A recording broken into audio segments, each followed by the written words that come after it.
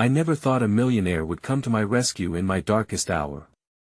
I will never forget the day everything fell apart.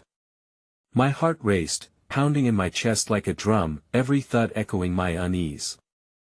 I stood in the middle of the street, drenched, shivering from the cold rain that poured down, mixing with my tears. Everything I held dear felt like it was slipping away, like sand through my trembling fingers. My phone buzzed in my pocket, but I ignored it. I couldn't bear to face another rejection. My dad had lost his job last month, and the weight of our mounting bills crushed down on us. I was scared of losing our home, our memories. Chloe, my best friend Sarah had shouted, running towards me, her expression a mixture of concern and urgency. She pulled me into a tight embrace. I could feel her heart beating against mine, a faint reminder that I wasn't alone. "You need to talk to someone. We have a plan," but the plan felt futile. As I looked at the crumbling brick building that had been my refuge, I felt like a ghost haunting my own life. Then, just as despair seeped deep into my bones, a sleek black car slid to the curb, its engine humming softly. The door swung open, and he stepped out. A man dressed in a tailored suit, his presence radiated an unexplainable charisma, a bright light against my gray world. He looked out of place, like he had just stepped out of a glossy magazine cover. I could feel the stares of strangers piercing through me, whispered judgments hanging in the air. "What are you doing here?" Sarah murmured, baffled. I didn't know who he was, but there was something magnetic about him. He walked toward us, determination in each stride. I felt a connection tug at my heartstrings, but I was too wrapped in my chaos to let it bloom. "Chloe," he said, his voice deep and smooth like warm honey. "I can help you." His words landed like a lifeline thrown into turbulent waters. But why would he care? Did he even know my name? My heart raced faster, uncertainty tightening its grip. The world around us blurred, the city, the crowd, the relentless rain. As he held my gaze, something in his eyes flickered hope. I wanted to scream, to cry, to laugh. It was all too much. Could a millionaire really come to my rescue? The truth hung in the air, thick with mystery and suspense. My life felt like a ticking time bomb, and his offer echoed in my mind. Would I trust him? Hey, before we continue with this amazing story, I need to give you an important heads up.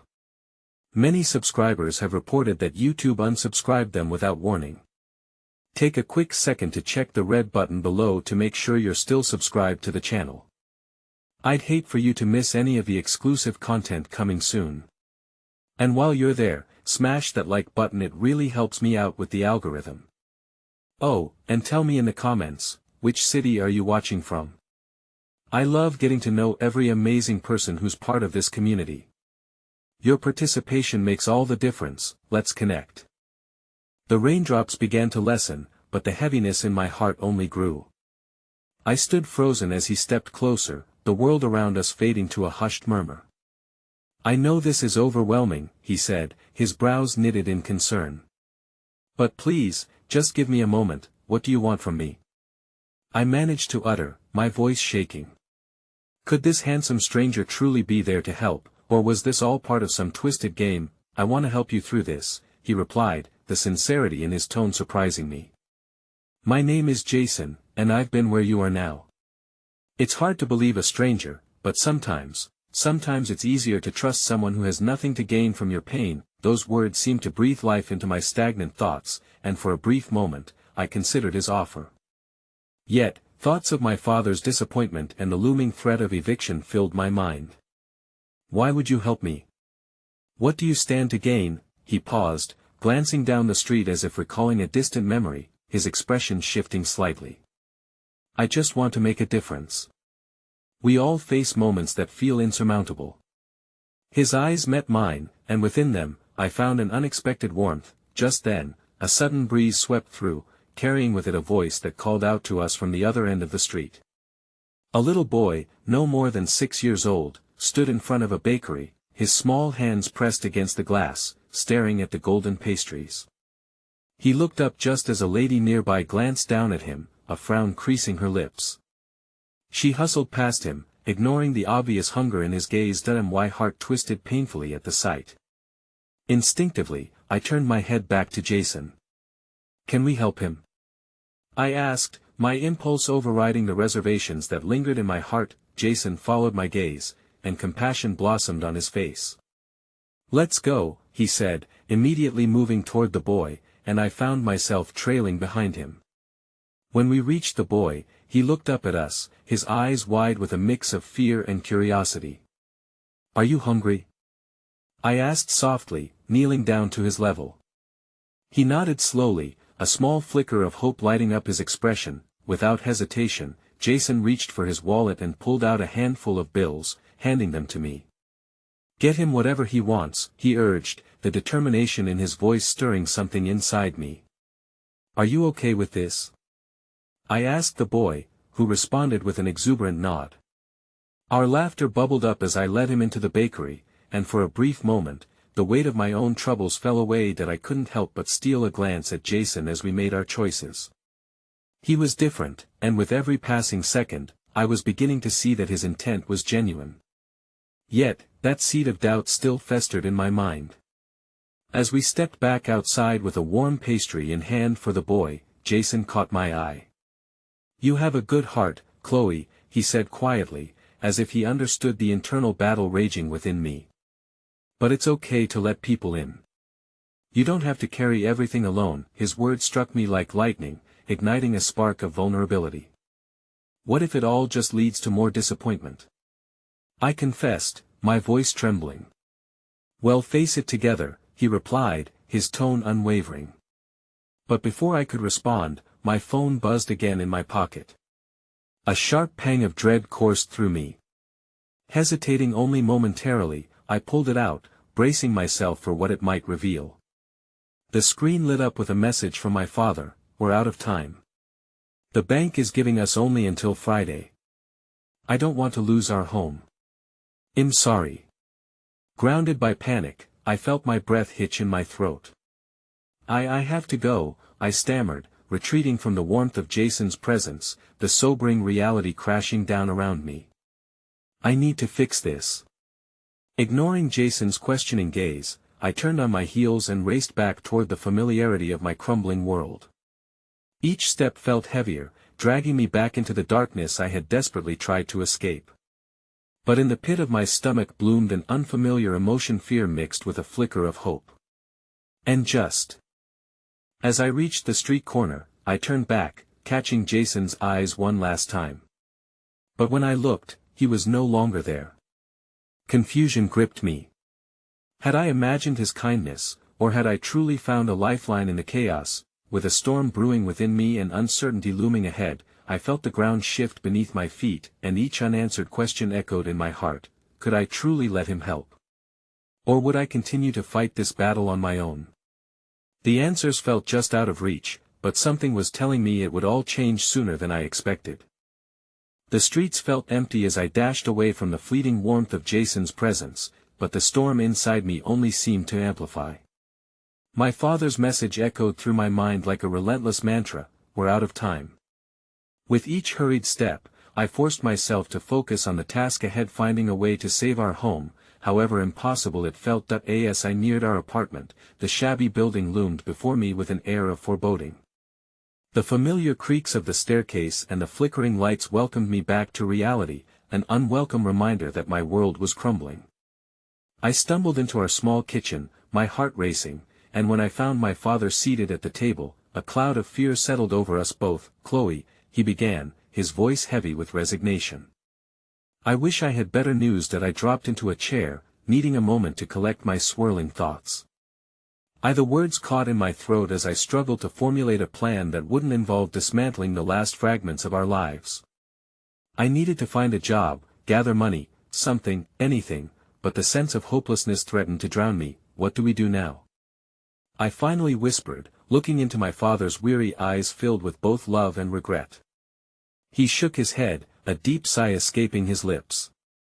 "We may have to consider letting go. It's just a house, perhaps moving in with your aunt for a while." The thought of leaving the place that held my memories felt like stepping into quicksand. "We can't. Not after everything. The words slipped out, raw and desperate, igniting a fire within me. An idea flickered at the corners of my mind. My father wouldn't have to bear this burden alone. Suddenly, a pounding on the door interrupted my racing thoughts. "Chloe! It's urgent!" A frantic voice shouted from the hall, prompting me to rise. A cold wave of anxiety rushed over me as I opened the door to find Helen, our elderly neighbor, her face flushed with worry. "What is it?" I asked, unnerved by the urgency in her voice. "Please, come quick. You have to see this." Even in her disheveled state, Helen's eyes sparkled with a mixture of fear and excitement. Something about her demeanor felt prophetic, as though she were dragging me to a fate I couldn't yet see. Reluctantly, I let her pull me down the dimly lit stairwell, every instinct urging me to retreat. As we exited the building and stepped into the crisp evening air, I reluctantly followed her gaze above where a poster hung, flapping absurdly against the oncoming wind. "Look!" she exclaimed, pointing. "They're having a competition at the community center. $12,000 for the best idea that can help uplift the neighborhood." The excitement in her voice was contagious, even as the weight of my reality crashed down around me again. $12,000. The number spun in my mind, but with it, doubts flooded in. "I don't have any ideas, and who would even take me seriously?" She shook her head, her eyes stubbornly fixed on mine. "You could do it. I know you have something in you. You've always been the light of this building, Chloe. This is your chance." Before I could protest further, Helen shuffled away, leaving me to ponder her words. Could I truly muster the strength to reach beyond my despair? A flicker of hope ignited within a feeling so foreign yet desperately familiar. By the time I returned to our apartment, my father had shifted to the couch, his head resting back, eyes closed. I sat down beside him, the tension thick in the room. "Dad," I began, only to falter. He opened his eyes, a weary smile crossing his lips. "I'm listening, sweetheart. That I think I have a plan. I want to enter the competition," I blurted, suddenly aware of the boldness in the declaration. His brow furrowed slightly, uncertainty etched around his eyes. "But can you really tackle something like that when we're under so much pressure?" "I'll try. I just need a chance," I replied, pleading with every ounce of my being. "I can do this for us." He mulled it over, a slow nod began to form on his lips, but before he could vocalize his agreement, my phone buzzed again, interrupting the moment. I glanced down, my heart racing as I opened the message, instantly freezing in disbelief. That it was from Jason. "I know this might be unconventional, but I believe in you. You have a unique perspective. I can help with the competition if you want." My pulse quickened. Could it be? Where had he gone in those fleeting moments? And now he wanted to help. I bit my lip in indecision, caught between the fear of relying on a stranger who had leaped into my life and the ache of my unyielding despair. "Who is it?" my father asked, his intuitive nature already sensing my hesitation. My breath caught in my throat. "Just someone I met earlier." I'm not sure what to do. Suddenly, everything felt as if it was spiraling beyond my control. I was faced with a choice that could change everything. Could I open up to someone willing to help when trust felt like a distant memory? Just as I looked at my father, seeking some guidance, the lights flickered eerily, plunging us into darkness. A loud crash echoed from the street outside, jolting both of us from our thoughts. I glanced towards the window, dread curling in my stomach. What was that? My heart raced, the night filled with an air of uncertainty as my mind reeled with fresh thoughts. The promise of hope coming to full bloom in my heart, but a shadow of fear trailing behind it. What awaited us beyond that door and my unexpected message? And could I let Jason step into my chaos without letting my fears overwhelm me? The world outside felt precarious, and I stood on the precipice of change, uncertain of which way to leap. The air hung heavy in the dimly lit room, thick with uncertainty that seemed to seep into my very bones. "Chloe," my father murmured, peering at me through the veil of darkness, "maybe we should check what's happening outside." His voice, though calm, carried the undertones of panic that reverberated through me. Taking a deep breath, I rose from the couch, my heart drumming a relentless beat against my ribcage. I was fueled by a mix of exhilaration and dread, the possibility of change dancing tantalizingly close, yet the fear of the unknown loomed larger than life. As I approached the window, the distant sound of shuffling feet and hurried voices filled the air, heightened by the occasional shout. I leaned in closer, peering through the half-closed blinds, and gasped at the sight below. A group of people had gathered at the foot of our building, their faces illuminated by the flickering light of a nearby street lamp. In the center of the throng stood a familiar figure, Jason. He was animatedly gesturing as he spoke to the crowd, his presence radiant even amidst the chaos. My heart stuttered. If only I could shed my fear and follow him into the risky waters of this newfound possibility. What's going on? My father asked, pulling me gently away from the window. It looks like Jason is organizing something, I replied, my voice shaky. I think he's trying to rally the neighborhood. Maybe people are offering to help. Help? My father's brow furrowed in skepticism. Are they trying to fix the electrical problem, or something bigger? I whispered, suddenly intrigued by the prospect of a community standing together. The air had shifted outside, a nerve of hope sparking in the gathering shadows. Before I knew it, the energy pouring in from the street drew me out. I turned to my father, urgency pushing my words out. I need to see what this is about. People could rally together to save our homes. They could help us. Taking a moment to survey his weary face, I saw something flicker in his eyes. This wasn't just about the house, it was about connection, resilience, and the fight we had left in us. Okay, but stay close, he finally conceded, pushing himself up from the couch with a renewed determination that mirrored my own. As we made our way down the stairwell, the faint glow of streetlights grew brighter, welcoming us back into the unpredictable night. The crowd seemed to swell larger as we emerged onto the cracked pavement, faces lit with a mix of hope and fear, each one a mirror of the turmoil in my own heart. Jason caught sight of me, a smile breaking across his face, and he motioned me over as if he knew I was searching for answers. Chloe. Come here. He shouted over the din, his voice cutting through the chorus of murmured conversations like a beacon. With a nudge of encouragement from my father, I stepped forward, the crowd gradually parting before us.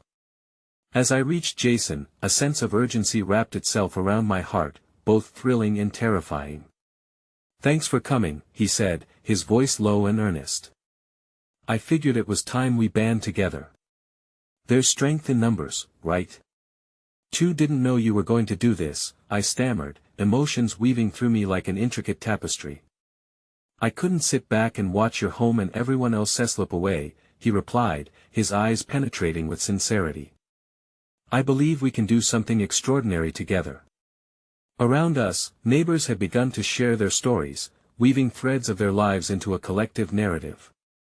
It wasn't just about saving one home, it was about igniting a fire in a community that had long felt forgotten. That I turned to my father, and for the first time, I saw a flicker of hope reflected in his expression. Perhaps we weren't alone after all. It felt as though the community's pulse quickened in tandem with my own, each heartbeat underscoring the gravity of our situation. Jason leaned closer, lowering his voice to a conspiratorial whisper. What if we create a plan that showcases what this neighborhood could become? A vision that highlights our strengths, our unique offerings. I could see the gears turning in his mind, and it sparked something within me. And the competition, it could be our way to access the resources we need. The pieces began to align, with every word weaving itself into the fabric of possibility. We could do a community garden. I blurted out, the idea bursting forth impatiently. With fresh fruits and vegetables, a place for people to gather, to connect. Yes. He exclaimed, excitement dancing in his eyes. A vibrant space that showcases our talent and spirit, reviving not just the physical space but the community itself. Imagine the stories we could tell through the produce we grow. All around us, people nodded in agreement, inspired by the vision taking shape. For the rest of the night, as my father joined in alongside the neighbors, I felt the cracks in our world begin to mend, however slightly. We were all gathering pieces of ourselves, leaving our fear at the doorstep and suddenly standing together, united by a common thread. As I stood there, warmth spreading through my chest, Jason's hand brushed against mine, his touch igniting something I had long since buried, the idea that I wasn't alone in this monumental fight. But as we turned to share our fledgling plan with the growing crowd, a chilling sound pierced the night, a low rumble in the distance quickly crescendoing into what felt like an impending storm. My heart dropped as I looked to Jason, fear clouding my voice. "What is that, Chloe?" my father called, panic lacing his words as he stumbled backward. "Get back." And just like that, without warning, the skies cracked open as rain began to pour, soaking us to the bone, but it was the sound of sirens that stole my breath away. As I looked up, thousands of droplets cascading around us, I realized this was not just any storm. The community we had just begun to foster now stood threatened by an unseen force, squabbling to dismantle the fragile hope we were weaving together. Could we really save what we had barely begun to build? And would trust lead me down a path toward redemption or heartbreak? The rain fell in relentless sheets, the sound muffled under the chorus of frantic voices and the wailing of sirens that pierced the night. The incessant roar felt like nature itself was echoing our despair, unleashing its fury upon a community that had just begun to glimpse hope. As droplets cascaded off my face, mingling with the tears I hadn't yet shed, panic threatened to swell within me again. "Everyone, stay calm." Jason's voice rose, determined to penetrate the chaos. "We need to get inside now. We can't let this rain wash us away." His eyes met mine, glimmering with a fierce resilience that grounded me amid the rising tide of panic. There was strength in his words, a buoyancy that tugged on my heart even as the fear threatened to engulf me. I grabbed my father's hand, squeezing it tightly as I pulled him through the throng of bodies scrambling for shelter. In this tempest, I didn't just feel the weight of impending loss, I felt an overwhelming need to protect the fragile threads of connection we had woven just moments ago. The weight of worry pressed on my chest as thoughts swirled in my mind. Were we really ready to take on this fight? Would the storm steal away our second chance? Reaching the building's entryway, I glanced back at the crowd. Faces that had shared laughter moments earlier were now painted with uncertainty, their collective fear palpable. "We can't let this storm beat us," I called, trying to rally them, my voice barely rising above the deluge. "We've just started building something together. We can't let it wash away." But the noise from the outside world became a distant hum, drowned out by the relentless downpour. It was only when I stepped under shelter that the reality of our situation settled in, heavy, cold, profound. Here, under the poorly lit awning, my father's grip loosened, and his eyes flickered with devastation. "Chloe, this won't work. We're fighting against too much," he murmured, his voice torn between retreat and resilience. "Dad, please." I begged, desperation lacing my tone. "We're not done yet. We can still fight for this." The mingling of doubt and hope surged through me, igniting a flame I prayed would lead us through the darkness. Suddenly, just as despair threatened to overtake me, an unexpected figure emerged from the shadow, a silhouette against the storm. "Chloe." It was Miss Hargrove, our elderly neighbor, whose spirit had so often enlivened our building's community gatherings. She approached, an umbrella in hand, though the rain lashed around her with ferocity.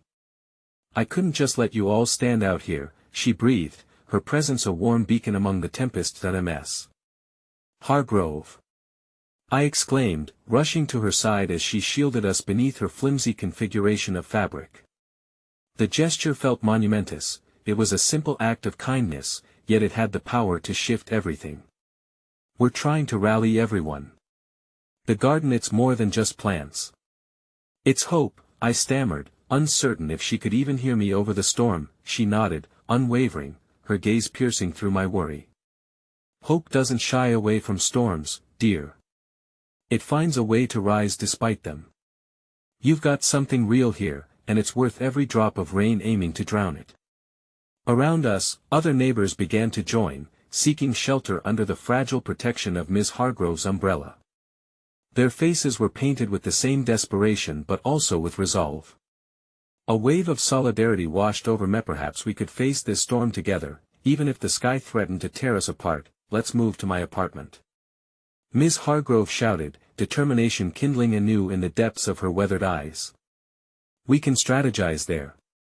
Well, work out a plan with everyone together. The crowd began to follow her lead, and Jason stood transfixed, a renewed vigor sparking to life within him as he raised his voice from the pulsing heart of the gathering. This isn't the end.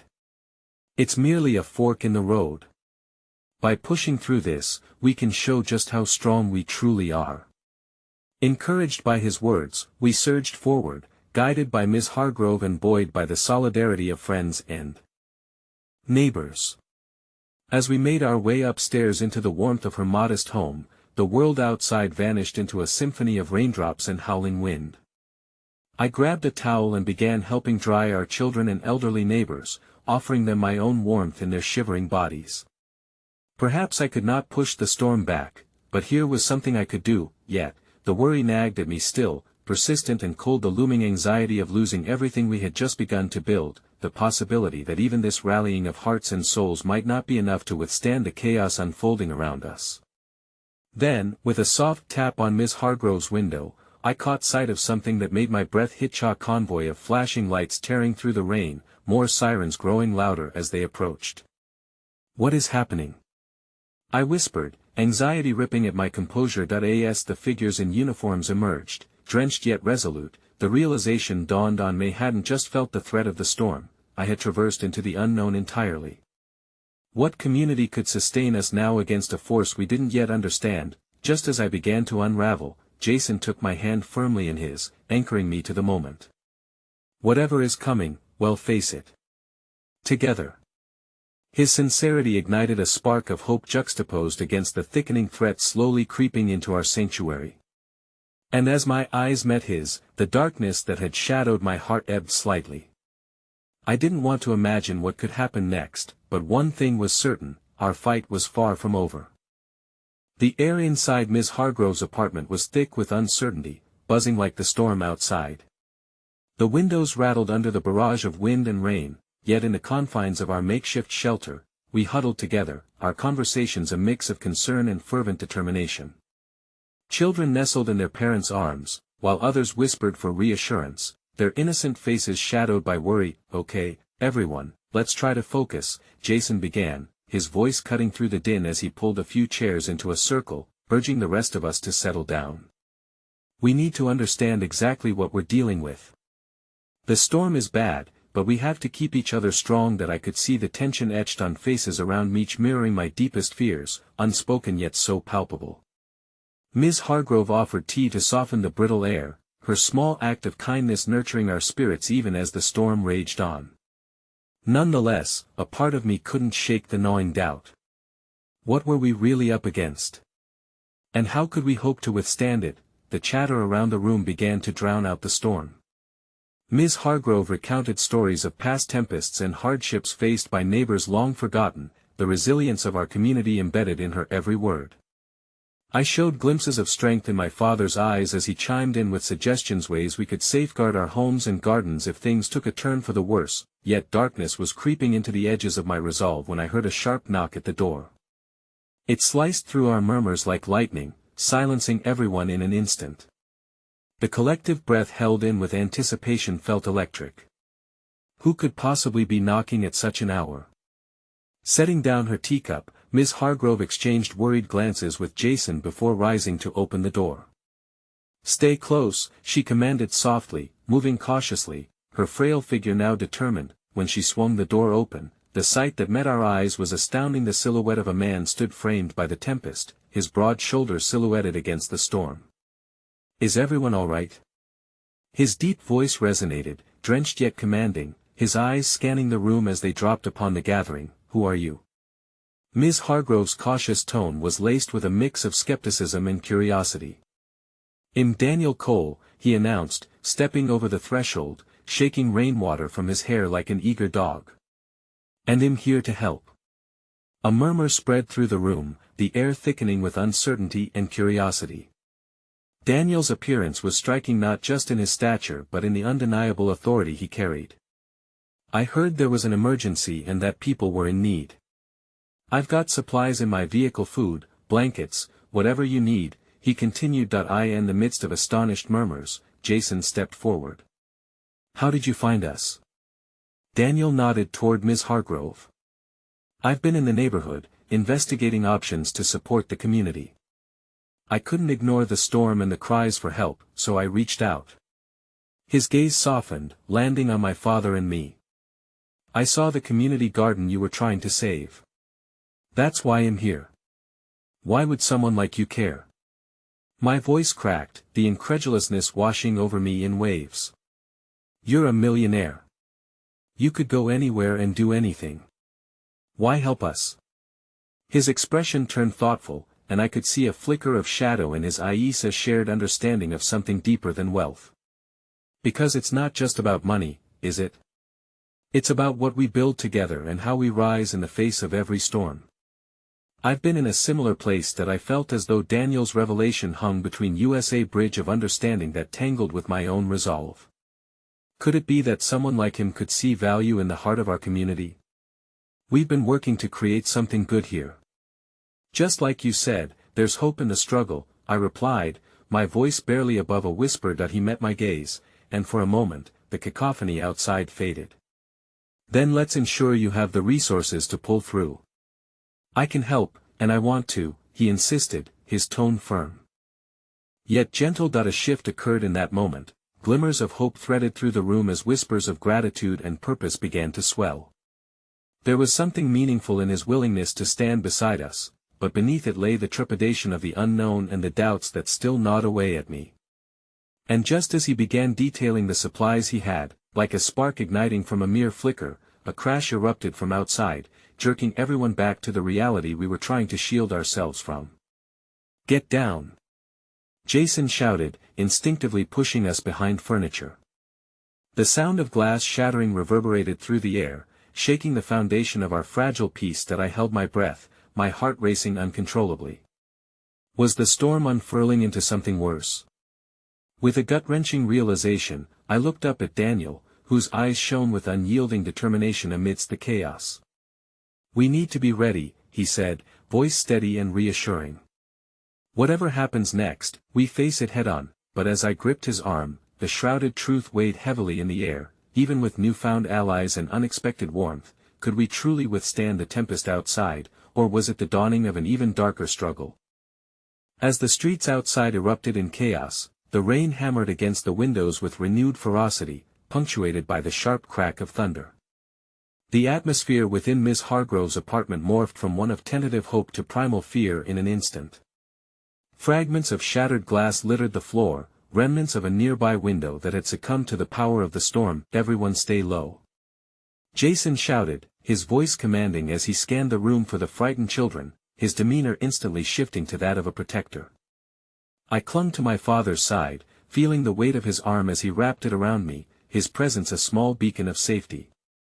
Daniel had already moved toward the window, positioning himself defensively before it, and I admired the way he embraced the danger. We need to check the damage, he said, frowning at the disarray, but his tone remained level, not a trace of panic, only resolve, as he took charge of the situation. A sense of dread twisted in my gut.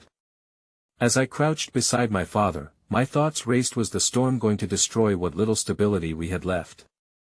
I couldn't help but feel that our sense of security was already slipping through our fingers like sand. Just as we had begun to find common ground with Daniel, let's move the couches in front of the other windows, Miss Hargrove commanded, her voice steady and commanding despite the chaos. Young parents and older volunteers sprang into action, their muffled reassurance blending into the relentless storm. We were galvanizing, becoming a collective force in the face of fear. As we hurried to barricade the windows, Daniel caught my eye and gestured for me to come closer. You have a great spirit, he said quietly, his voice a contrast to the pandemonium. Don't lose that. This community needs it now more than ever. His words ignited a flicker of warmth in my chest. He was right in saying that hope was a contagious force. For a fleeting moment, I could almost believe we were all connected in this struggle. Hey, Daniel continued, leaning closer. Have you ever heard of the Great Storm of '87? It felt impossible back then, but we rebuilt. Together. His eyes twinkled with distant memories, a legacy of perseverance. I nodded, nostalgia flooding over me. Stories of resilience from local elders came rushing forth, tales that reminded us all that storms were not just nature's fury but moments of defining strength, but the fierce winds outside only seemed to grow louder, drowning my thoughts like an insatiable tide.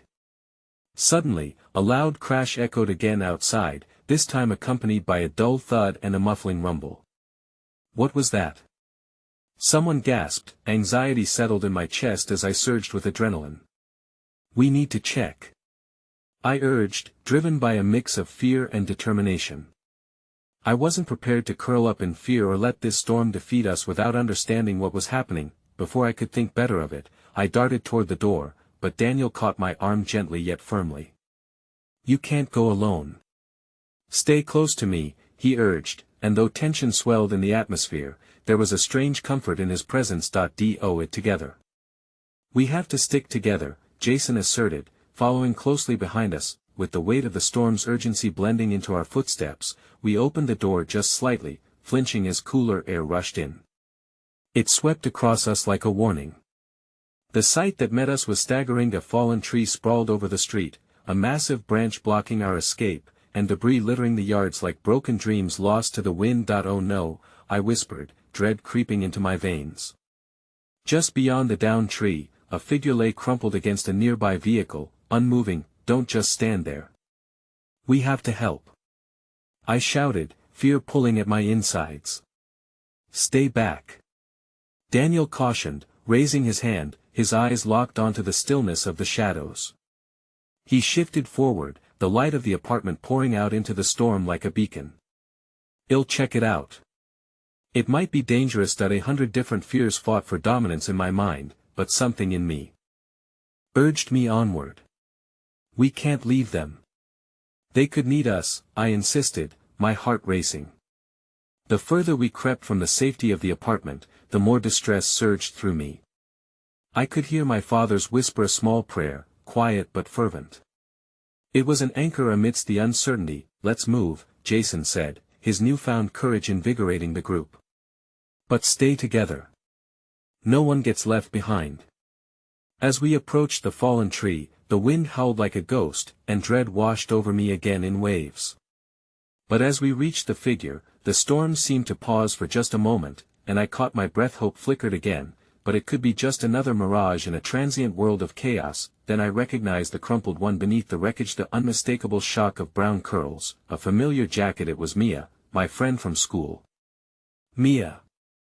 I screamed, running forward against the wind, adrenaline surging, but just before I reached her, the last gust of the storm roared back to life, slashing my resolve and grounding me in a reality more terrifying than I could have ever imagined. I felt Daniel's hand on my shoulder, the warmth of it pulling me back. Mia!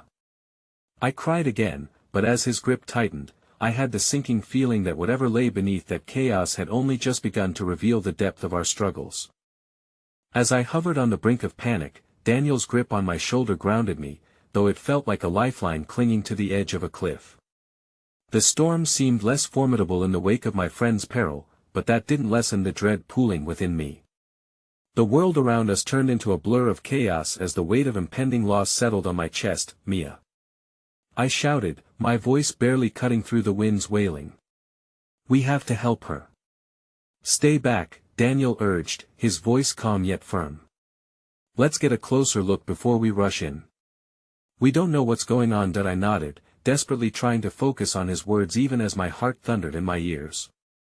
Keeping close to Jason and Daniel, I forced myself to steady my breath, longing to reach out and pull Mia from under that weight. The rain pelted our faces as we edged closer. The tree branches twisted like gnarled fingers, and beneath them, Mia lay motionless, her jacket pulled tightly around her. Time slowed as I assessed her injuries or lack thereof. Thank goodness the truck's sturdy frame protected her from the brunt of the tree. But was she breathing, Mia?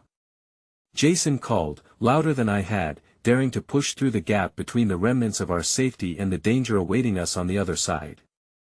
Can you hear us? The wind gusted fiercely, sending chills through my spine. But within that chilling gust came a fleeting moment of clarity. I could almost hear the faintest whisper, help. It flickered and disappeared, leaving a threadbare plea hanging in the furious downpour. MIA's hurt. We need to get her out, I gasped, more to myself than anyone else. Without waiting for a command, I dashed forward, feeling defiance surge within me. I would not let the storm take her from me, not today, not ever. Wait. Daniel shouted behind me, and I felt him reach for my arm again, somehow managing to keep me steady as a flash of bright lightning illuminated MIA's face, stark against the chaos. I could see she was unconscious, but miraculously, still alive. Without a second thought, I knelt beside her, my hands trembling as I placed them on her shoulder. Mia, please wake up. You have to wake up, I whispered, panic breaking my voice. Her eyelids fluttered but did not open. The realization that she might be slipping away brought forth a new wave of emotion that threatened to overwhelm me. We need to move the branches, Jason said urgently. He was right. The clock was ticking, and we couldn't waste another second that we can't lift it alone. I exclaimed, struggling to hold my fear at bay. We'll need more help. Daniel was quick to rally. He turned back toward the apartment, his presence like a calm amidst the storm. Hey! We need help out here. Simeon's trapped. As Daniel called back to the group, I glanced back at Mia again, feeling a flicker of hope surge through meth kind that ignites when you realize you're not alone in your fight. Stay with me, Mia, I whispered, gently shaking her shoulder as the rain mingled with the tears I hadn't known were falling. You're going to be okay. A moment later, the familiar faces of the apartment residents began to filter through the rain, ran to our side like a small army, their own fears eclipsed by the urgency of the moment. Together, we formed a small barricade against the lash of the storm, and I felt strength rising as each person braved the storm's fury for another. With their help, we shifted the largest branches. I strained with every ounce of my strength, my muscles screaming in protest as I pushed with everything I had. For those endless seconds, the only sound was the chorus of the wind and the pounding rain, and then, at last, the weight shifted. MIA's body slowly emerged, visible and shivering under her jacket, but I breathed a sigh of relief. I could see her chest rise and fall, her breath weak but steady. Mia, I whispered, reaching for her hand. Just then, a shadow crossed my vision, a sudden body blocking the dim light. I looked up, startled, finding a stranger standing before us, their stance towering against the storm. Get everyone back. The figure commanded, their voice. A commanding rumble almost lost in the howling wind. I'll take care of this. Daniel stepped protectively in front of me, ready as if to counter any intent that the stranger might have. Who are you? He demanded. I'm just trying to help. The figure replied, but the tension was palpable. As they stepped back to reveal slick hair glistening with rain, their features became clearer in the seconds that followed, unveiling the unmistakable luxury of designer clothes and a familiar face one ID seen in the news and on ads everywhere. What is he doing here? My heart sank lower as recognition dawned. Caleb Monroe, the millionaire philanthropist, known for his contributions during local disasters. But more than that, he was a man burdened by his own shadows, one I had watched navigate the labyrinth of loss quietly, compassionately, a stranger I never imagined would step into my life now, and at MIA's hour of need. What does he want from us? I wondered, unable to shake the fear that this storm was revealing not just who we were but also bringing forth unexpected past ties that could shatter us all. And as the rain cascaded down around us, I felt a whirlwind of emotions rise. The storm outside echoed the turmoil within. What was to come might change everything, and I had no idea just how deep this well of conflict could go. As I grappled with the shock of seeing Caleb Monroe standing before us, the rain continued to lash down, making it hard to decipher the intensity of my turmoil amid the chaotic tempest.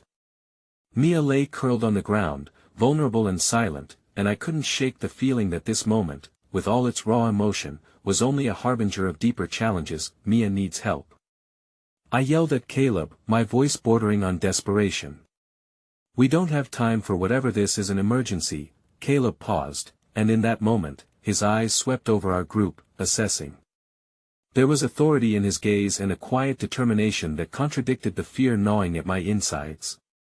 Despite everything clawing its way to the surface, uncertainty, anger, lingering resentment, all I could think about was keeping Mia safe. "I'm a doctor," he said, finally breaking his silence. "Let me assist." His declaration hung heavy in the air, stirring a mixture of disbelief and cautious hope within me. I quickly exchanged a worried look with Daniel. "We can handle this," he replied, his protective instincts flaring at the thought of accepting help from a stranger one we barely knew, despite the man's public persona. "Mia is not just a project or a headline," I insisted, forcing my voice to steady. "We've been through too much to trust someone we don't know. She deserves better." Caleb stepped closer, his features softened by the harsh rain. "And she will get better," he said earnestly, his voice bearing a hint of frustration we all felt. "But she needs care now.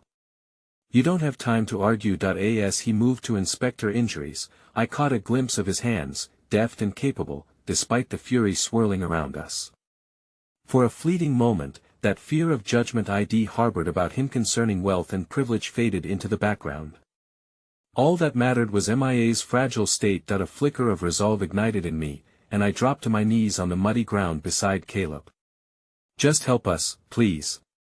Let's work together." "Fine." Daniel relented at last, and I sensed a reluctant truce forming, a silent agreement that perhaps any help, especially from someone with Caleb's expertise, might be what we needed. As Caleb crouched to check Mia's pulse, amidst the chaos, there came an unexpected moment of unity. Each of us, Jason, Daniel, even the other residents, huddled closer, protecting what little space was left for around her. The storm seemed to quiet momentarily, embracing our collective focus. "Mia," Caleb murmured, his hands moving carefully as he tended to her. "You're going to make it through this." I leaned over, brushing my fingers against her forehead, willing her to respond. The rain continued to pour, but amid the downpour, my faith flickered. "You fought through worse, Mia. Come back to us." For a heartbeat, it felt as if we had paused the world around us, a murky, rain-soaked standoff against nature's wrath for Mia's survival. Time stretched as Caleb worked quickly, bandaging her arm and whispering urgent reassurances. The flap of tension shifted slightly, and I felt the tiniest glimmers of strength return. "Mia, my sister," I called softly, my voice breaking yet hopeful. "You can do this." Just as I felt a sigh of relief tighten in my chest, a low rumble echoed through the sky. The storm, furious and relentless, responded with a roar as if mocking our desperate prayer.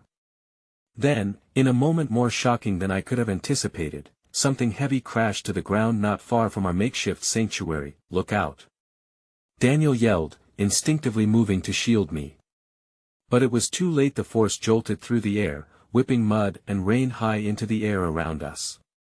In that split second, disbelief and horror mingled within me as I saw Ida's second tree limb, larger than the first, spiraling down, heading straight toward Mia.no. I screamed, lunging forward, but my body felt anchored in place, as if the air was being stolen from my lungs. The world blurred, time slowed, all while Caleb moved with alarming speed. In a staggering moment of bravery and instinct, he dove toward Mia, reaching for her just as the branch crashed down. The sound of splintering wood echoed painfully in my ears, and everything seemed to freeze. The grim reality unfolding before me, casting shadows deeper than the storm's rage. I held my breath, my heart pounding in my chest, hope colliding with dread in a cacophony of emotion. The question hung in the air: could we really lose her again, or would this moment become our lifeline? And as the chaos settled, revealing a smoky battlefield of debris and trembling souls, I searched desperately for any sign that Mia was still there, still fighting, still alive. What awaited us in the aftermath of this moment felt like a chapter unwritten, an uncertainty that loomed larger than the storm. My heart sank as I wondered, would we be shattered by loss or strengthened by the fragility of life? With the chaos around me, it was disorienting to take stock of what had just happened. Rain drummed relentlessly on the twisted wreckage where Mia lay, and the air hung thick with anxiety. The echoes of thunder clashed majestically with the cries of distressed neighbors trying to navigate their fear, mine intertwined with theirs.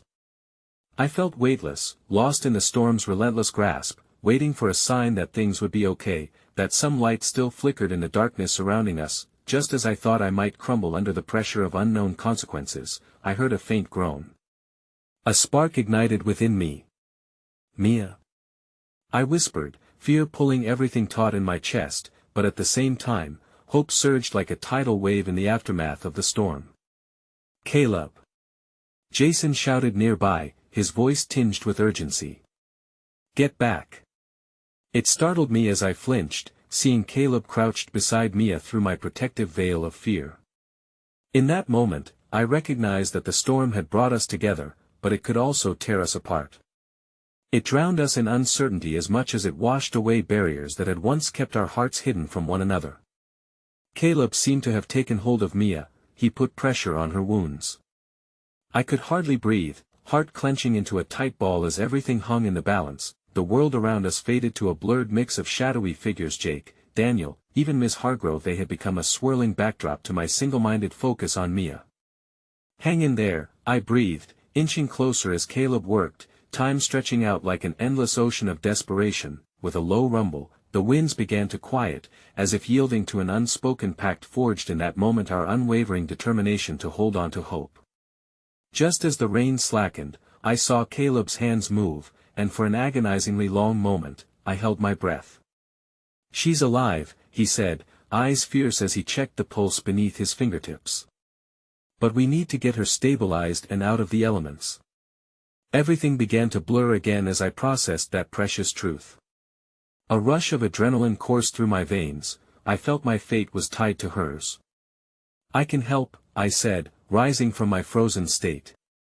What do you need me to do?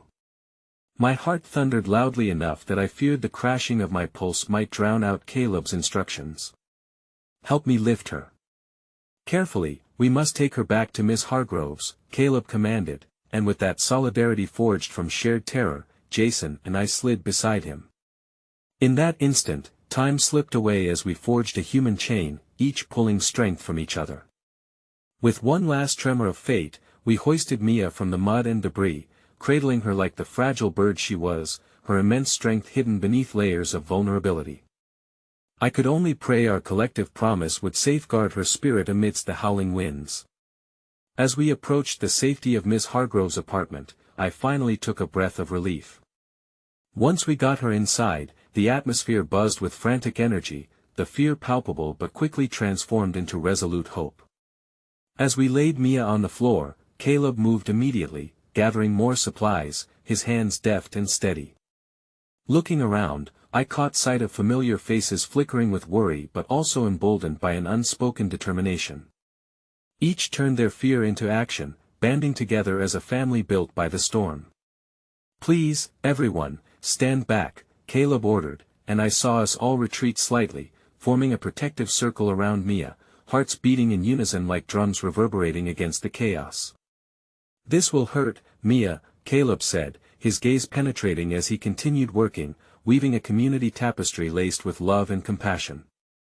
But you will fight through. Silently, I prayed for strength, not only for Mia but for all of us. My heart expanded with each silent vow we made in that sacred space together, weather our storm. As the minutes trudged by, it was almost surreal how quickly people had rallied. Daniel brought more blankets, Sarah clutched a child nearby, and even Miss Hargrove comforted a trembling neighbor beside her. Together, we created our own shield against life's harsh realities, every act of kindness offering a vessel of healing stronger than any storm. Mia slowly stirred. Her eyes blinked open, faint and glazed at first, but there was a flicker of recognition in them that made my breath catch. Chloe. She uncertainly murmured, her voice cracking, tinged with worry. I'm here, I whispered, leaning over her, my heart swelling as I felt warmth flood through me when her gaze met mine. You're safe now. We're all here. You're going to be okay. Then, as tiny tears streamed down her cheeks, I heard a low rumble, this time from our group louder than the storm that had crashed through our lives. It was the monumental strength of people uniting in a moment of vulnerability, forming a circle of unyielding love. In that warm embrace of grief and hope, I understood how easily connections could be forged in the darkest hours. I hadn't just found my voice within this storm, I'd discovered a family that slumbered just beneath the surface of our lives, waiting to emerge when we needed it most. And then, like a miracle, the front door swung open, letting in a fresh breeze that swept away the lingering heaviness of despair. There stood Daniel, framed by the storm's aftermath, and behind him countless neighbors emerged. "We're going to put this neighborhood back together," he declared, clarity shining in his eyes. "We're stronger than the storm." The fury of rage I felt melted away, replaced by something deeper. Acceptance and gratitude flowed within me. I was still afraid, but hope was now wielding power. We could fight against any tempest together. All at once, everything clicked into place, my heart thrumming with the unmitigated power of what we had built. In sharing the burdens, we had created more than just a community. We had revived our collective spirit, stitching together hearts with the fabric of compassion that we moved through the storm together, with memories of pain and despair feeding our resilience. Together, we built a world fortified by love, a world that did not allow the storms of life to undo its roots. And as the realization washed over me, I knew that in embracing vulnerability, we had birthed an unwavering strength capable of transcending any trial. I felt a renewed sense of closure ebbing through me, wrapping around my heart like a cocoon, knowing that I could trust them, trust this community, trust myself, trust life again. In that moment, I realized as the winds died down and the rain ceased, that we were not simply surviving, we were thriving. And as Mia's eyes sparkled back to life, I grasped her hand and whispered, "You've always been a warrior, Mia. And so are we." With this shared spirit binding us all tightly together, I knew that no storm could ever extinguish the flame we had ignited. It would burn brightly, illuminating the path before us, no matter what lay ahead. That we would face it, together.